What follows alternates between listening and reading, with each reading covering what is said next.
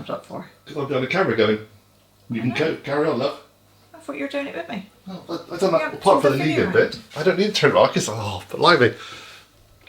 Talk about unprofessional today. Hi everybody, welcome to Greek Week. It feels like Greek Week, doesn't it? Or a great week. We are going to whip together a very, very simple, easy flatbread. Okay, there are various ways of making flatbreads, and we've got about 4 or 5 different ones to do. Some will have yeast in, some don't. This doesn't. This is literally the flattest of flatbreads you're going to get. Absolutely, this is like 2 ingredients big. Absolutely it is. So, what have we got? We've got Self-raising flour. self-raising flour, yeah, not even strong bread flour. No, 250 grams. Yep. We've got 250 grams of Greek yogurt. Greek yogurt. Yep. So that's your yogurt and your flour. I did say there was only 2 ingredients, but there is a little bit more. It's mainly just seasoning. 1 tablespoon of olive oil and a little bit of sea salt just for your seasoning. Okay. We're using Cornish sea salt because, it's well, the best. It's the best, yeah. Sorry to all the Greek people out there, but you know, we live in Cornwall. Your tablespoons had a lot of use today. Yeah, it has a lot of use today, I will appreciate. Okay. Just a little tablespoon of olive oil. You use the Greek one, yeah? Yeah, I'm going to use a good one for in the flatbread, and then I'll use the lighter one to cook them. Okay. Just a tablespoon, yeah? Yep, just a tablespoon. That's lovely, thank you. There we go. And that's it. So what we're going to do now, we're going to get a fork and we're going to mix this together into a gooey mush. And then we're going to keep mixing it together and eventually put it onto the table and then knead it and knead it and knead it and knead it. And apparently it will become smooth. It'll become smooth and like a paste, yeah. Or actually a dough, really. But at the moment it's going to look a mess. Don't panic, it'll all come together. Honestly, very easy this. Yeah, I know what we're wearing black for when we've got all the flour flying around today. So like all good bakers, you're using one hand. Just working it. We've worked it with a fork, now we're going to work it with a hand. So that until eventually it will come together. And it will, just got to be patient. Let all the fats from the yogurt and from the oil work together with the flour. And try and keep some of it in the bowl. That would be a lovely idea, my darling. Thank you very much. Can't get the staff.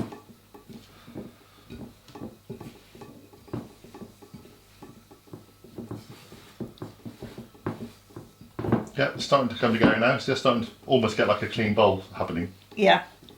Give it a minute or 2, we'll be there. So, 1 clean bowl, 1 lump of dough.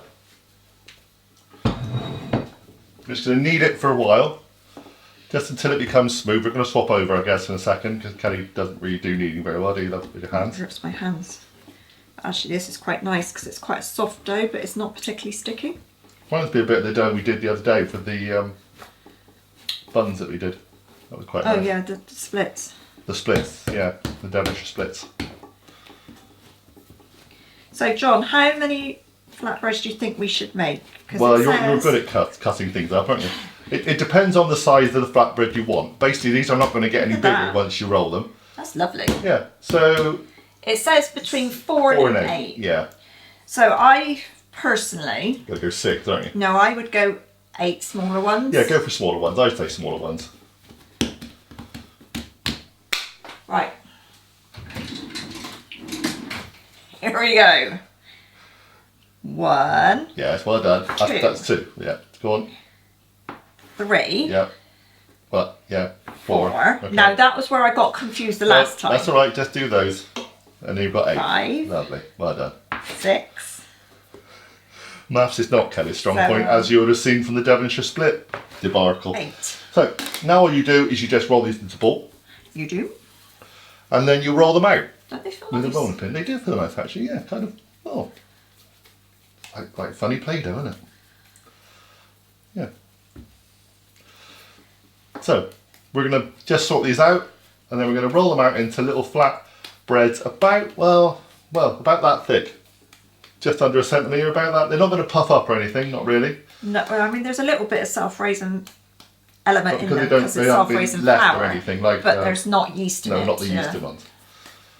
So they will basically be what they are when you roll them out. Yeah. Okay. So we'll do this bit and then we'll come back with a pan and we'll show you what to do next. Okay, so we're going to just quickly make these into little circles and then we'll bring the heater over and we'll cook them. So they're not be very big. Probably about that. You reckon? Yeah. Right about just under a centimetre. Depends how much flatbread you've got, obviously. But yeah, it's more of a push than it is a roll. They're a little bit sticky, but they're not massive. They're not sticky on the table. They're sticky on my rolling pin, which is wood. So.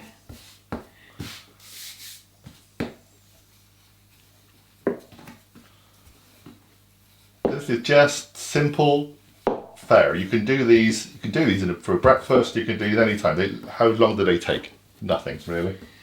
That's few why minutes. They are everyday ones that you can just whip up. Yeah, we've got some fancier ones to do, and we will explain those on another video very soon. But right now, we just want to go start with the basics. Start us with the basics. You want it? Absolutely. Right then. Right, darling, so get yourself a pan. Obviously a griddle pan would be nice for markings, but we've got our saute pan because it works on this induction hob.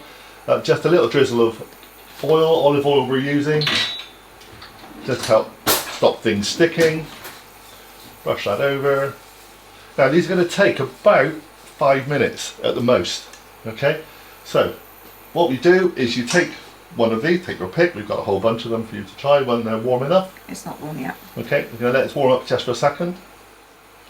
If you're going to use a griddle pan, Yeah. you need to make sure that you've got a lid. Yeah, we'll explain this to you in a second.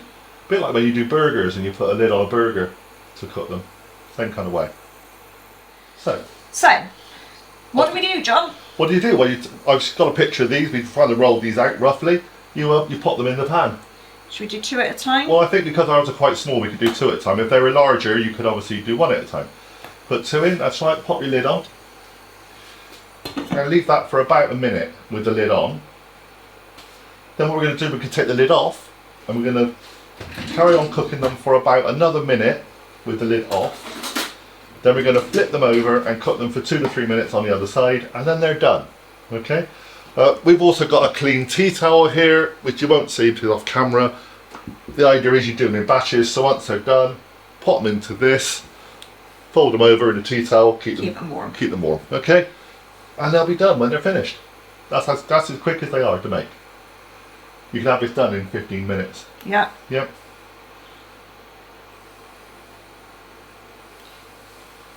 They look like they're puffing to me. Yeah, they probably are going to puff a little bit. It's all a bit of a strange bit of chemistry, this. I like to try and explain how it happens, but I can't. I wasn't a chemist. I only did physics. Right, take the lid off. They are puffed up slightly, very slightly.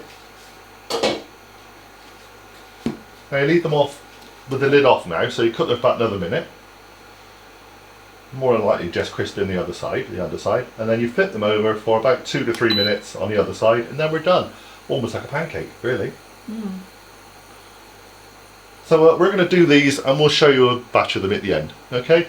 But they're brilliant because we can use them for the roasted tomatoes that we've done today, and for the whipped feta that we've done today. Use them for all manner of things. Use them in dips.